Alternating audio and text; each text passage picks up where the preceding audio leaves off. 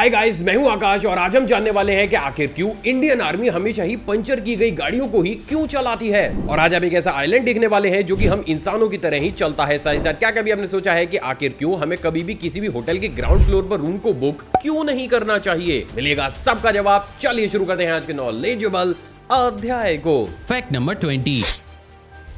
Guys, normally सभी देशों में काफी ज्यादा इंपॉर्टेंट या फिर यूनिक चीजों के लिए म्यूजियम्स को बनाकर तैयार किया जाता है, लेकिन आप ये जानकर दंग रह जाएंगे। लेकिन वही बात अगर जापान की जाए तो जापान में तो प्रेजेंट डेट में जानवरों के बट सूंघने के लिए ही एक म्यूजियम को बनाकर तैयार किया गया है। असल में गाइस, मैं बात कर रहा हूं जापान के बर्ड स्मेलिंग म्यूजियम की, जहां पर आपको हर एक एनिमल के बर्ड की फोटोग्राफ कुछ इस तरीके से देखने को मिलती है, जिसको कि कुछ इस तरीके से बनाया गया है कि जैसे ही आप इन्हें रब करते हैं आपको एक्चुअली में उस एनिमल के बर्ड की स्मेल आने लगती है। अब इंटरेस्टिंग बात यह है दोस्तों कि प्रेजेंट डेट में जापान में ये म्यूजियम बहुत बड़े स्केल पर फेमस होता हुआ भी चला जा रहा है, जहां से दूर दूर से लोग सिर्फ इसी म्यूजियम में एनिमल के बर्ड की स्मेल को सूंघने के लिए ही आते हैं। गिन होना लेकिन सच। Fact number 19।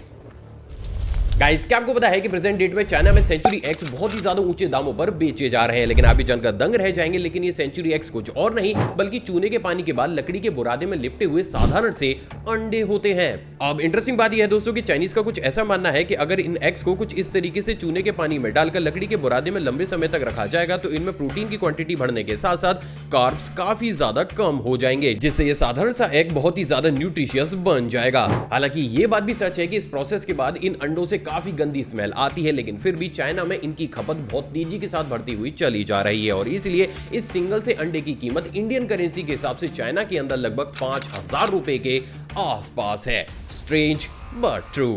Fact number 18। Guys, अभी तक तो आपने इस पूरी दुनिया की सबसे महंगी चाय के बारे में तो जरूर सुना होगा, लेकिन इससे उलट क्या कभी आपने हमारे देश भारत की सबसे महंगी चाय के बारे में सुना है? असल में सिल्वर टिप्स इंपीरियल टी को भारत की सबसे महंगी चाय माना जाता है, जिसकी की 1 किलोग्राम की ही कीमत लगभग 24,000 रुपए के आसपास होती है। अब इंटरेस्टिंग बात यह है दोस्तों कि इस चाय को भारत में सिर्फ और सिर्फ दार्जिलिंग में ही उगाया जाता है। उससे भी ज्यादा इंटरेस्टिंग बात यह है दोस्तों कि इस चाय को सिर्फ और सिर्फ फुल मून नाइट में मशालों की रोशनी के नीचे ही तोड़ा जाता है, क्योंकि इन लोगों का कुछ ऐसा मानना है कि अगर इसे धूप में या फिर काफी ज्यादा तेज लाइट में तोड़ा जाएगा तो इससे ना सिर्फ इसका टेस्ट खराब होगा बल्कि इसकी फ्रेग्रेंस भी काफी ज्यादा दब जाएगी। और यही वो सबसे बड़ा कारण है जिसके चलते हुए ये चाय काफी ज्यादा यूनिक होने के साथ साथ काफी ज्यादा रेयर भी है। तो गाइस, अगर आज आपने कुछ नया जाना हो तो इस वीडियो को शेयर जरूर कीजिएगा। Fact number 17। गाइस, नॉर्मली अगर कोई भी इंसान सड़क पर बेहोश हो जाता है या फिर उसका एक्सीडेंट हो जाता है तो उस कंडीशन में तुरंत ही एम्बुलेंस को बुलाकर उसे हॉस्पिटल में एडमिट करा दिया जाता है। लेकिन क्योंकि इस पूरे ही प्रोसेस में काफी ज्यादा समय लगता था, जिससे अक्सर लोगों का देहांत हो जाया करता था, तो अभी जानकर दंग रह जाएंगे। लेकिन अभी हाल ही में जापान ने इसी चीज को टैकल करने के लिए दुनिया में सबसे पहली बार ह्यूमन रेस्क्यू मशीन को बनाकर तैयार कर लिया है। असल में इन मशीन को जापान के हर एक पब्लिक प्लेस पर थोड़ी थोड़ी दूर जाकर प्लेस कर दिया गया है। अब अमेजिंग बात यह है दोस्तों कि इसमें एक ऐसी एआई टेक्नोलॉजी का इस्तेमाल किया गया है जिसके थ्रू ये अपने आप ही सड़क को स्कैन करते हुए एक्सीडेंट या फिर बेहोशी के केस में कुछ इस तरीके से इंसानों को ग्रैब करके उन्हें चंद ही मिनट के अंदर हॉस्पिटल में ड्रॉप कर देती है। इंटरेस्टिंग बात यह है दोस्तों कि अभी हाल ही में जापान में इसकी ऑफिशियल टेस्टिंग की जा चुकी है, जिसके हिसाब से अभी कयास लगाया जा रहा है कि शायद आगे आने वाले समय में जापान ऑफिशियली इन तरीके की मशीन्स को अपनी कंट्री के अंदर इंट्रोड्यूस कर देगा। सच में दमदार। Fact number 16। गाइस, हम सभी जानते हैं कि इस दुनिया में जितने भी आइलैंड मौजूद हैं वो कभी भी अपनी जगह को चेंज नहीं करते, लेकिन क्या आपको पता है कि इस दुनिया में एक ऐसा आइलैंड भी मौजूद है जो कि हम इंसानों की तरह ही चलता है? असल में गाइस, मैं बात कर रहा हूं यूएस स्टेट विस्कोसन के लेक चिप्पेवा में मौजूद आइलैंड की, जिसे हर साल रेनी सीजन में प्रोटेक्ट करने के लिए यहाँ के कुछ लोग कुछ इस तरीके से 50 या फिर उससे भी ज्यादा मोटर बोट्स का इस्तेमाल करते हुए उसे कुछ इस तरीके से एक जगह से दूसरी जगह ही ले जाते हैं। इंटरेस्टिंग बात यह है दोस्तों कि रेनी सीजन खत्म होने के बाद इस आइलैंड को दोबारा से अपनी ओरिजिनल जगह पर भी ले आया जाता है और यही वो सबसे बड़ा कारण है जिसके चलते हुए इस आइलैंड के नाम मूव होने का एक बेहद ही अमेजिंग सा वर्ल्ड रिकॉर्ड भी हासिल है। सच में दमदार। Fact number 15।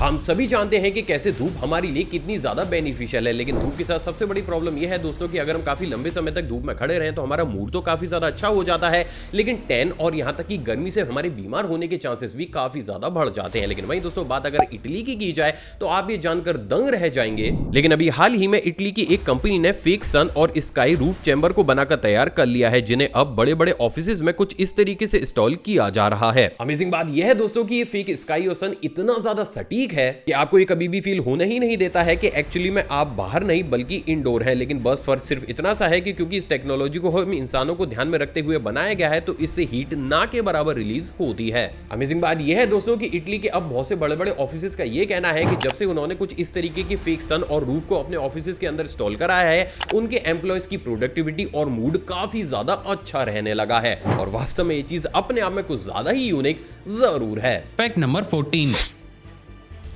गाइस, जैसे कि सीरीज में मैंने आपको ऑलरेडी ये बताया था कि कैसे जापानीज गवर्नमेंट ने अपने एम्प्लॉयज का ऑफिस आवर्स में कुछ घंटों तक सोना काफी ज्यादा कंपलसरी कर रखा है। लेकिन आपको क्या पता है कि इसी चीज के अच्छे रिजल्ट आने के बाद अब जापानीज गवर्नमेंट ने इसी कॉन्सेप्ट को उठाकर सीधा का सीधा अपने स्कूल्स पर भी अप्लाई कर दिया है, जिसके तहत अब जापान के हर एक स्कूल में हर 2.5 से 3 घंटे के बाद आपको स्टूडेंट्स को कुछ इस तरीके से आराम करने या फिर सोने के लिए मिनिमम आधे घंटे का समय देना ही होगा। हालांकि इससे बच्चों की क्रिएटिविटी और प्रोडक्टिविटी बढ़ेगी या फिर नहीं, ये तो आगे आने वाला वक्त ही बताएगा। लेकिन आपको क्या लगता है, क्या स्कूलिंग आवर्स में कुछ इस तरीके से बच्चों को सोने देना सही है या फिर गलत? आप अपनी राय नीचे कमेंट सेक्शन में बताइएगा जरूर। Fact number 13।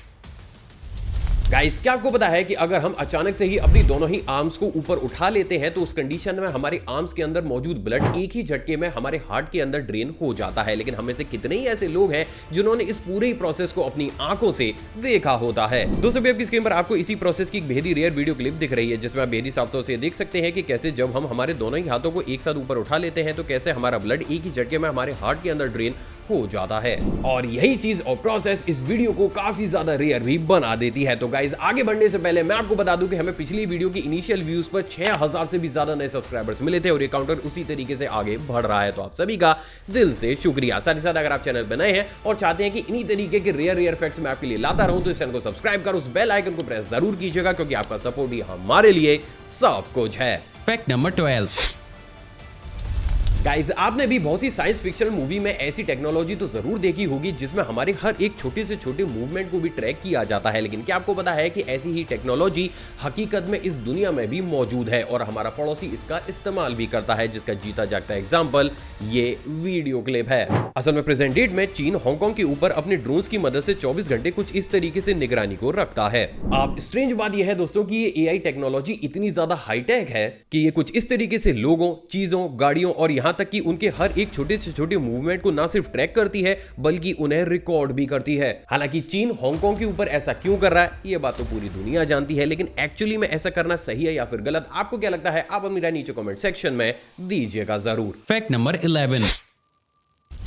हम सभी जानते हैं कि यूएसए कितना ज्यादा हाईटेक है, लेकिन क्या आपको पता है कि इतना ज्यादा हाईटेक होने के बावजूद भी इस कंट्री में एक ऐसी सिटी मौजूद है जहां पर चाहकर भी आप एक व्हीकल तक नहीं चला सकते। असल में गाइस, मैं बात कर रहा हूं मिशिगन में मौजूद मैकेनिक आइलैंड की, जहां पर आज से 125 साल पहले कार रखना और उसे चलाने पर भी बैन को लगाया गया था। और ऐसा वहां पर सिर्फ और सिर्फ इसलिए किया गया था दोस्तों क्योंकि इनिशियल स्टेज पर जानवर और यहां तक कि वहां के लोग भी अक्सर गाड़ियों की आवाज से काफी ज्यादा डर जाया करते थे। अब इंटरेस्टिंग बात यह है दोस्तों कि क्योंकि ये चीज काफी ज्यादा यूनिक थी तो आज तक भी उस बैन को उस जगह पर अप्लाई किया गया है। और इसलिए अगर आपको इस शहर में कहीं पर भी घूमने जाना है तो या तो उसके लिए आपको वॉक करना होगा या फिर आप ट्रेडिशनल घोड़े या फिर घोड़े गाड़ी का इस्तेमाल कर सकते हैं। और वास्तव में ये चीज अपने आप में काफी ज्यादा यूनिक जरूर है। Fact number 10। गाइस, हम सभी को यह लगता है कि जब भी किसी भी नई कार को मार्केट में उतारा जाता है तो काफी टफ सिचुएशन में उसकी टेस्टिंग को किया जाता है। लेकिन क्या आपको पता है कि यही टेस्टिंग प्रेजेंट डेट में नहीं बल्कि साल 1970 में काफी ज्यादा टफ सिचुएशंस में की जाती थी। असल में आप ये जानकर दंग रह जाएंगे, लेकिन साल 1970 के आसपास जर्मनी में जितनी भी गाड़ियों को उतारा जाता था उन्हें कुछ इस तरीके से एक सेमी रोबोट के नीचे लाकर हर एक तरीके से घंटों घंटों तक टेस्ट किया जाता था। अमेजिंग बात यह है दोस्तों कि ये टेस्ट इतना ज्यादा सटीक था कि आगे चलकर बहुत सी वेस्टर्न कंट्रीज ने हूबहू इसी टेस्ट को एडॉप्ट भी कर लिया था। बट अनफॉर्चुनेटली क्योंकि आगे चलकर हमारी कार को लेकर प्रायोरिटीज बदलने लगी तो अब इस तरीके के कोई भी टेस्ट को कंडक्ट नहीं किया जाता। Fact number 9। गाइज, अगर मैं आपसे पूछूं कि आप अपनी बाइक या फिर स्कूटी को महीने में कितनी बार वॉश करते हैं तो आप में से ज्यादातर लोग उसका जवाब 2 से 3 बार देंगे। लेकिन क्या आपको पता है कि अगर आप इतनी बार या फिर इससे भी कम बार इस काम को करते हैं तो आप अपनी ही हेल्थ को जोखिम में डालते हैं। कैसे, चलिए बताता हूं। असल में अभी आपकी स्क्रीन पर आपको एक बाइक या फिर स्कूटी के एक्सीलेटर पर मौजूद बैक्टीरिया की माइक्रोस्कोपिक वीडियो दिख रही है और आप ये जानकर दंग रह जाएंगे, लेकिन महज एक बार ही बाइक या फिर स्कूटी के एक्सीलेटर को यूज करने के बाद इतनी ही ज्यादा क्वांटिटी में उस पर बैक्टीरिया आ जाते हैं। तो अगर आप भी अपनी अपने व्हीकल के इस पार्ट को डेली बेसिस पर साफ नहीं करते हैं तो आपके बीमार होने के चांसेस भी काफी ज्यादा बढ़ जाते हैं। तो नेक्स्ट टाइम जब भी आप अपने व्हीकल को ड्राइव करें तो एटलीस्ट ब्रेक और क्लच पैनल के आसपास उसे अच्छी तरीके से पानी से वॉश जरूर करें। Fact number 8। गाइस, क्या आपको पता है कि प्रेजेंट डेट में अमेरिका, यूरोप और रूस के रिसर्चर्स हमारी अर्थ की सबसे पुरानी बर्फ को ढूंढने में लगे हुए हैं? पर क्यों? असल में प्रेजेंट डेट में इन सभी कंट्रीज के रिसर्चर्स मिलकर अंटार्कटिका की गहराई में पुरानी से पुरानी बर्फ की ट्यूब्स को निकालने में लगे हुए हैं और ऐसा सिर्फ और सिर्फ उस बर्फ में मौजूद एयर बबल्स के लिए किया जा रहा है। असल में उन सभी बर्फ में प्राचीन काल की हवा के एयर बबल्स बने हुए हैं जिनको की एग्जामिन करने के बाद रिसर्चर्स को उनके अंदर ऑक्सीजन और कार्बन डाइऑक्साइड का रेशियो मिलने के साथ साथ पॉल्यूशन का भी रेशियो पता चल जाएगा, जिससे आगे चलकर ये अंदाजा लगाया जा सकता है कि हम किस स्पीड से हमारे प्लेनेट को बर्बाद कर रहे हैं और हकीकत में हम इंसानों पर इस प्लेनेट पर रहने के लिए कितना समय बचा है। वैसे अगर किसी दिन आपको यह पता चल जाए कि आप मैक्स टू मैक्स 20 से 30 सालों तक ही इस प्लेनेट पर सरवाइव कर सकते हैं तो आप सबसे पहले किस काम को करेंगे? अपने आकाश भाई को नीचे कमेंट में बताइएगा जरूर। Fact number 7।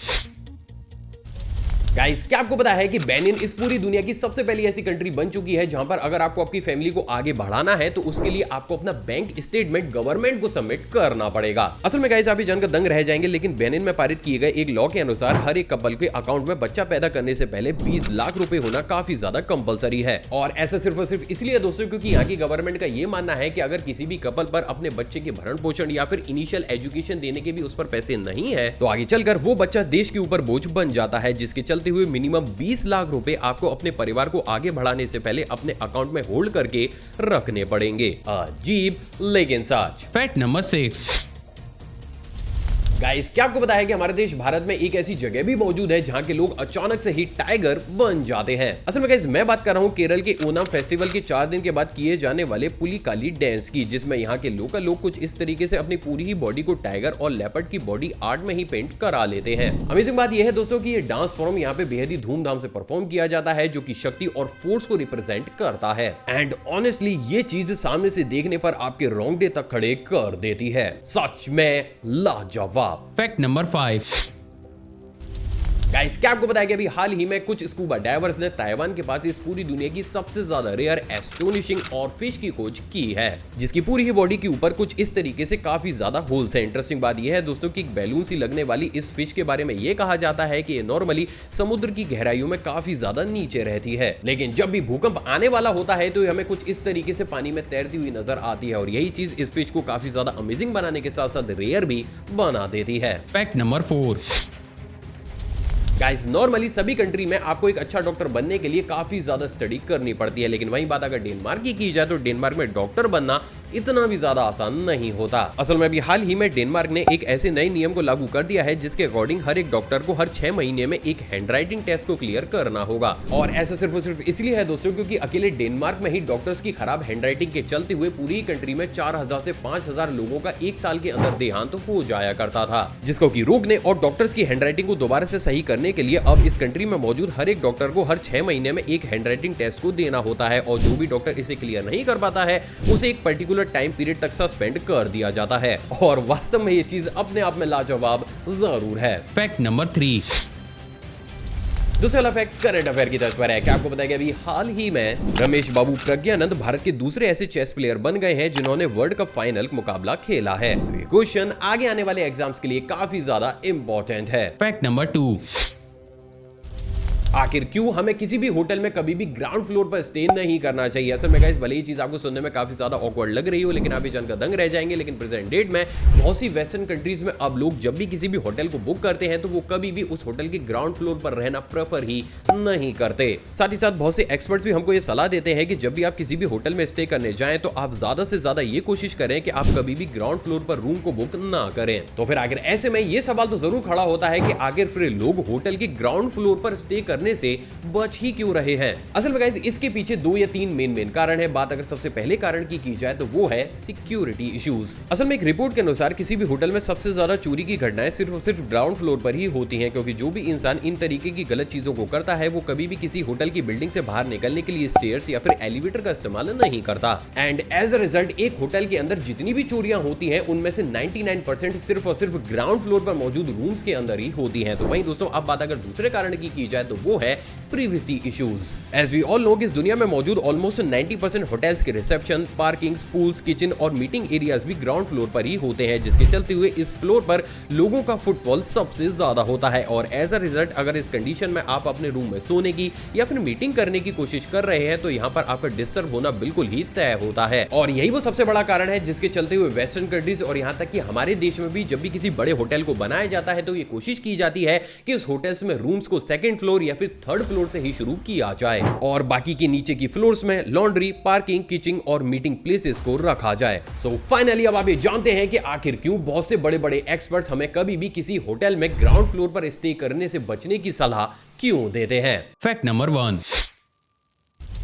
आखिर क्यों इंडियन आर्मी को पंचर की गई गाड़ियां चलाने को दी जाती हैं? असल में गाइस आपके भी दिमाग में ये चीज तो जरूर स्ट्राइक की होगी कि बात अगर दूसरी कंट्रीज की जाए तो बाकी की सभी कंट्रीज के अंदर अपनी आर्मी को ज्यादा से ज्यादा फैसिलिटीज देने की वहां की गवर्नमेंट ट्राई करती है, लेकिन वही बात अगर इंडिया की जाए तो फिर आखिर इंडिया में हमारी आर्मी को पंचर की गई गाड़ियां चलाने के लिए क्यों दी जा रही है? असल में गाइस इसके पीछे का सबसे बड़ा कारण खुद हमारी ही सेफ्टी है। असल में जैसे कि हम सभी जानते हैं कि हमारी इंडियन आर्मी को हमारे देश की सेफ्टी अलग अलग सिचुएशन, वेदर और अल्टीट्यूड में करनी होती है, जिसके चलते हुए जो बॉर्डर्स हमारे बिल्कुल ही फ्लैट सरफेस पर होते हैं उनमें कभी भी पंचर की हुई गाड़ियों को चलाने की जरूरत हमारी आर्मी को पड़ती ही नहीं है। लेकिन वही बात पथरीले, ऊंचे या फिर पहाड़ी इलाकों की जाए तो हमारे देश में बहुत से ऐसे एरियाज भी मौजूद है जहां पर हमारे देश के वीर जवान हमारे देश की प्रोटेक्शन ऐसे हालात में करते हैं जहां पर गाड़ियां तो छोड़िए, पैदल चलना भी काफी ज्यादा मुश्किल होता है। और इस कंडीशन में अगर गाड़ी के टायर को पंचर कर दिया जाए तो ना सिर्फ इससे गाड़ी के टायर का एरिया बढ़ जाएगा बल्कि टायर और सरफेस के बीच का फ्रिक्शन भी काफी ज्यादा बढ़ जाएगा, जिसके चलते हुए अक्सर उबड़ खाबड़ और पथरीले रास्तों पर गाड़ी की ग्रिपिंग बढ़ जाती है, जिससे हमारे सैनिक हमारे इक्विपमेंट्स को एक जगह से दूसरी जगह बेहद ही आसानी से ले जाते हैं।